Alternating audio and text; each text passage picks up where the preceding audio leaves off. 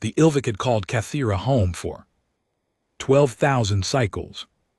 Its twin continents curved beneath a blanket of amber clouds, cities woven into the landscape like threads through old fabric. The Ilvik built nothing that scarred. Their towers grew from the earth rather than piercing it. Their ships sailed on currents their engineers barely understood. Ancient knowledge passed through generations of patient hands. They were not warriors. When the Fourth Imperium arrived in high orbit, the Ilvik sent greetings. They offered trade routes, cultural exchanges, the coordinates of 3 uninhabited systems rich with minerals. Ambassador Thalok stood before the transmission array, his forearms spread in the gesture of welcome, his bioluminescent crest pulsing a soft gold. The Vorth answered with planet crackers. Cathera burned in 73 places simultaneously. Each impact sent shock waves through the crust. Cities that had stood for millennia collapsed into sinkholes of molten rock. The amber clouds turned black, then red, then a bruised purple that held no warmth. Thalok watched from the observation deck of the Swift Mercy, a courier ship. Too small to carry weapons, too fast to catch. He watched his home world die. The gold of his crest bled to gray. "Where do we go?" asked the pilot, a young Ilvik named Saran, whose third cycle had just begun. Her voice cracked. Thalok forced himself to turn from the viewport. Earth. The humans. Saran's crest flickered. Confusion. They are so far, so small. Their fleet is alive. Thalok closed his eyes. And they owe us. The Swift Mercy jumped to hyperspace 4 seconds before a Vorth destroyer's beam crossed their position. Behind them, Cathera screamed on frequencies no one would hear. The Vorth did not pursue. They had no reason to. As far as the Imperium knew, the Ilvik had no allies worth mentioning. A few trade agreements with minor species, a cultural exchange with a death world species called humans who barely controlled their own star system. The Vorth Admiral filed his report. System pacified, resistance eliminated. Move to the next target. He never asked about the courier ship. Admiral Miratur had served Earth's fleet for 31 years. She had fought pirates in the belt. She had stared down the Cathar Collective during the border incursion. She had watched young pilots die in training accidents, in equipment failures, in the cold mathematics of space where no one hears your final breath. None of it prepared her for the recording.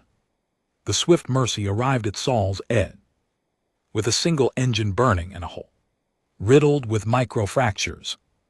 Human patrol ships nearly destroyed it. On sight, only Saran's desperate broadcast in broken English, "Friend. Friend, please, Ilvik friend," stopped the firing solution.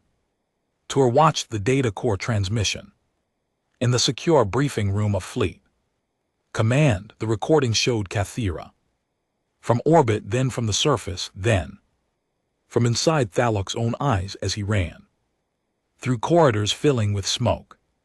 The Ilvik had no military, no defensive grid, no planetary shields. The Vorth had known this. Estimated casualties, Tur said. Her tactical officer, Commander Hayes, swallowed. The Ilvik population was approximately 4 billion. We're seeing signs of at least 6 colony worlds hit simultaneously. Admiral, this wasn't a battle. This was a culling. The Interstellar Alliance Council convened 3 hours later. 23 species sent representatives. Most offered condolences. Several expressed concern about Vorth expansion. 1. The Silic Trade Consortium suggested the Ilvik should have paid for Vorth protection. Tors muted that channel. We cannot engage the Imperium, said Council Chair Vel, a being of floating crystal shards. The Vorth fleet outnumbers every other military in the galaxy combined. Retaliation would mean extinction. Then we do nothing, Tors asked. We survive, Vel said. The Ilvik would want that. Tors looked at the frozen image on her screen, Thalox's face, gray-crested and exhausted, standing in the Swift Mercies. Damaged cargo bay. He had recorded a personal message. She had watched it 11 times. Admiral Tors, the humans gave us art, music, stories about a world called Earth that smells like rain and growing things. You called us friends. We believed you. Do not avenge us. That is not who you are, but remember us. That is who you are. Tors closed the image. Chair Vel, she said, humanity declines the Council's recommendation. She walked out.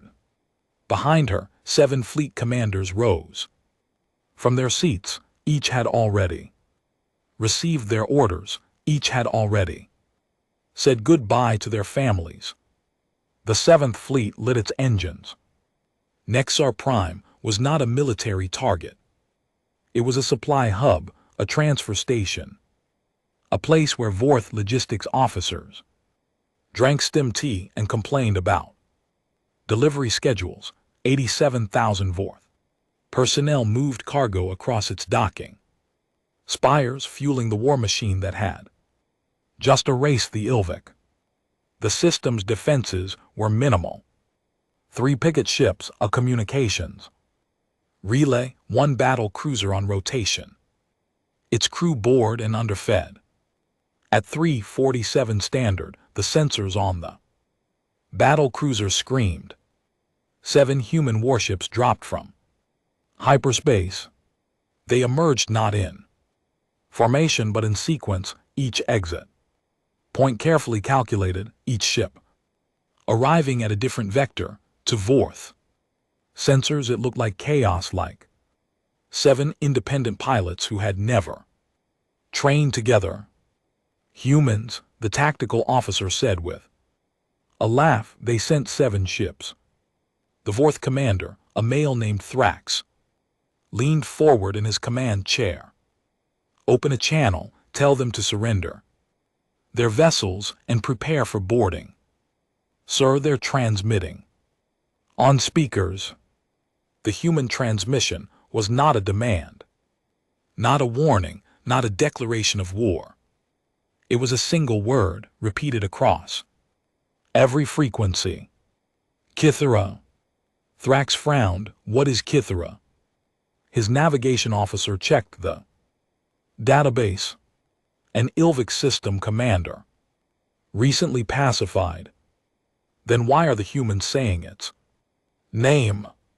The answer came as a missile. No, not a missile, something smaller, something faster, something that Vorth countermeasures could not track because their sensors insisted it did not exist. The first human ship, a slim blade of gray steel, fired a single round from its bow cannon. The projectile crossed 20,000 km in 3 seconds. It struck the Vorth battle cruiser, not on its hull but at a specific point near the engine assembly. A weakness the humans had identified from a single long-range scan days earlier. The battle cruiser lost power. Not weapons, not life support, all power. Every system went dark simultaneously as the projectile delivered an electromagnetic payload that Vorth engineers had never conceived. Return fire, Thrax shouted. Sir, we can't. Nothing works.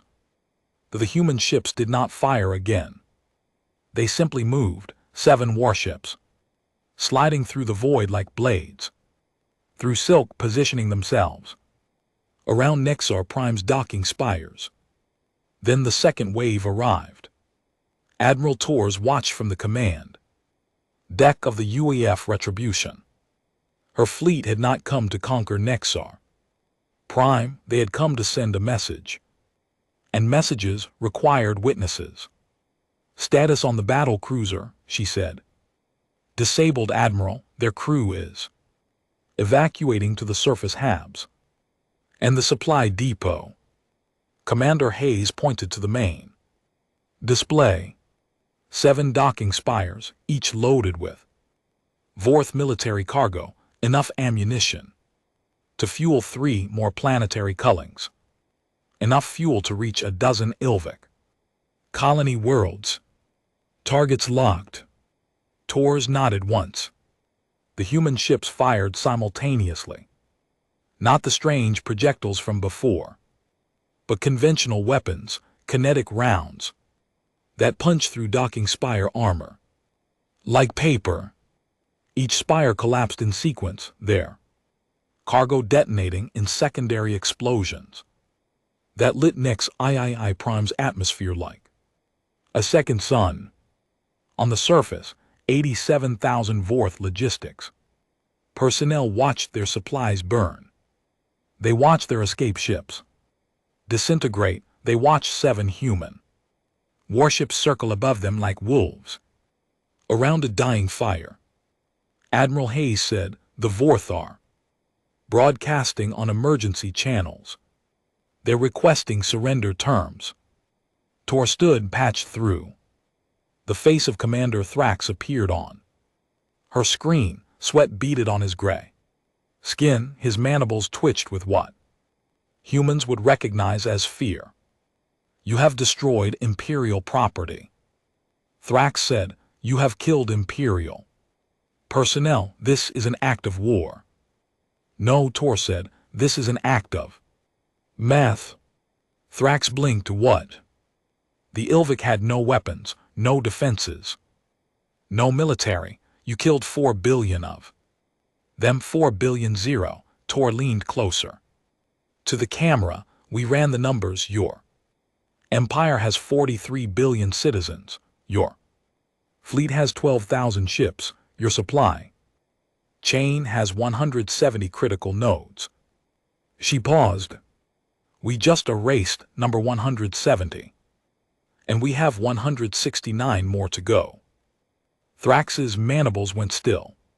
You're bluffing. Watch. The UEF Retribution opened its ventral bay doors. What emerged was not a weapon, it was a drone, small, fast, carrying a payload that Vorth scientists would spend years trying to understand. The drone flew straight through the Vorth communications relay, not around it, through it. Every Vorth channel in 5 sectors went silent. Now, Tor said, let's talk about your broadcast privileges. The Vorth Imperium prided itself on information control. Every transmission, every channel, every frequency, all monitored, filtered, and approved by the Ministry of Truth. The average Vorth citizen knew only what the Ministry wanted them to know, that the Ilvic had attacked first, that the Imperium's response had been measured, that the war was going well. Then the humans hacked everything. Not just military channels, civilian broadcasts, personal comms, entertainment feeds, emergency frequencies, even the private network of the Imperial Palace itself. Every screen on every Vorth world displayed the same image simultaneously. Admiral Tora stood on the command deck of the UEF Retribution, flanked by 7 fleet commanders. Behind her, through the viewport, Nexar Prime burned. Citizens of the Vorth Imperium, Tora said, your government lied to you. They told you the Ilvic were a threat.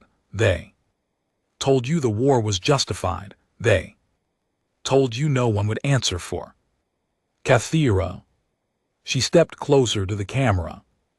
4 billion Ilvik are dead, no weapons, no soldiers, no reason except that your empire wanted their systems, your admiral signed the orders, your logistics officers loaded the planet, crackers, your citizens paid the taxes, that bought the fuel. Torah held up 12 fingers, a human gesture that transcended species. Here are 12 words, remember them. She spoke slowly, deliberately. Word a hammer blow. You wiped out our allies, we've wiped out your ability to wage war. Every ship, every base, every supply line, until nothing remains but memory. The broadcast ended.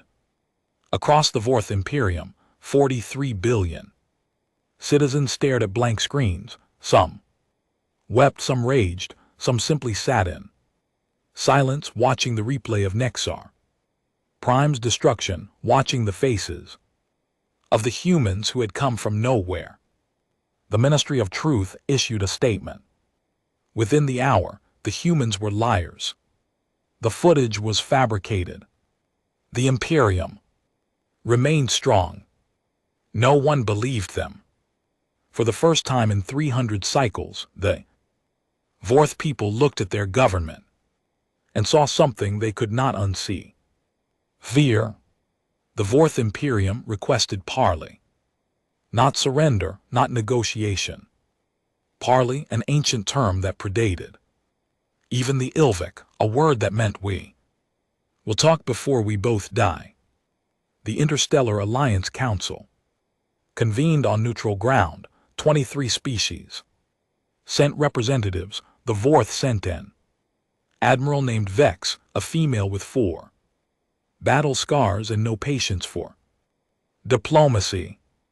The humans are mad, Vex said.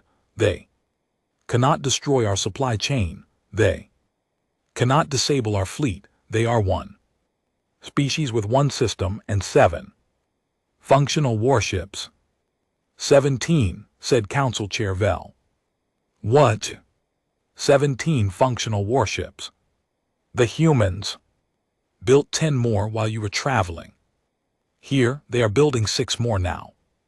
Their shipyards work 3 shifts. Their population has volunteered in numbers we cannot process. Vex's mandibles clicked. Then we will destroy Earth. You cannot find Earth.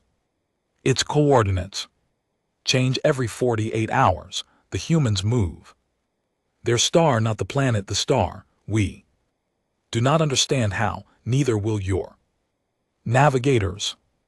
The council chamber fell silent. The doors opened. A human walked in, 1 human female. Gray hair cropped short, fleet uniform, unadorned except for a single patch. Ilvik crest rendered in gold thread. Admiral Tur took her place at the center of the chamber. Admiral Vex, she said, your empire has 73 hours to withdraw from all Ilvik territory. Every colony, every outpost, every resource extraction site. If you do not comply, we will destroy your shipyards at Draken, your fuel refineries at Core, your homeworlds orbital defense grid. Vex's crest flared red. You cannot reach those targets. Your fleet is too small. The first wave is too small, Tur agreed. The second wave will be larger. The third wave larger still. We have been building ships for 300 years. We have been waiting for someone to give us a reason. She looked at Vex, looked through her. The Ilvik were our friends, our only friends. We do not have many things worth protecting, but the things we protect, we protect forever. Vex said nothing. Tur turned to leave. At the door she paused. 73 hours, Admiral. The clock started. When I walked in, the Vorth Imperium withdrew. Not because they feared human weapons. Not because they lacked the ships to continue, but because Admiral Tor had shown them something worse than defeat. She had shown them the future. Every supply line they rebuilt would be targeted, every shipyard they reactivated would burn. Every world they conquered would become an invitation for humans to appear, to strike, to vanish into hyperspace and reappear somewhere else. The Vorth had built an empire on the assumption that no one would fight back. Humanity had built a species on the opposite assumption. The Ilvic survivors, fewer than 3 million scattered across a dozen hidden outposts, returned to Cathera. The planet was dead, its atmosphere stripped, its oceans boiled, its cities reduced to glass and shadow. But humans do not abandon friends to ash. The UEF Retribution remained in orbit. For 6 months, human engineers worked alongside Ilvic builders, constructing new domes, new farms, new schools, new everything. The humans brought soil from Earth, seeds from their own farms, water from their own oceans. Why? Asked Saran, the young pilot who had carried Thalok's message to Earth. She stood beside Admiral Tor on a plain of blackened rock. You won the war, you don't owe us anything. Tor knelt, picked up a handful of ash, let it run through her fingers. Your ambassador asked us to remember you, she said. He didn't know we already had. Every human child learns the story of the Ilvic, the species who welcomed us when we were nothing, who shared their star maps, who taught us that some things are worth protecting. She stood. You are worth protecting. Saran's crest flickered, not gold, not gray, but something between, something new. What happens now? She asked. Tor looked up at the sky, at the stars, at the distant point where human shipyards worked through the night, building vessels for a future no one could predict. Now, she said, we make a new rule. She turned to face Saran fully. The galaxy has many species, many empires, many wars, but from this day forward, every one of them will know one thing. She touched the gold thread patch on her uniform. You harm our friends, you face humanity.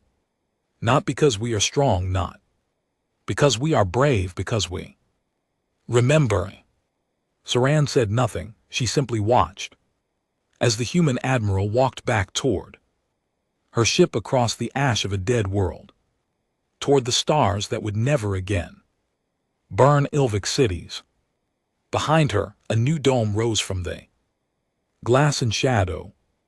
Inside it, Ilvic children planted seeds from Earth, and somewhere in the dark between systems, human warships waited, not for war, but for the moment when the galaxy needed to remember why there are some lines you do not cross. The Ilvic had called Cathera home for 12,000 cycles. Their children would call it home again, and the humans would make sure of it. The end.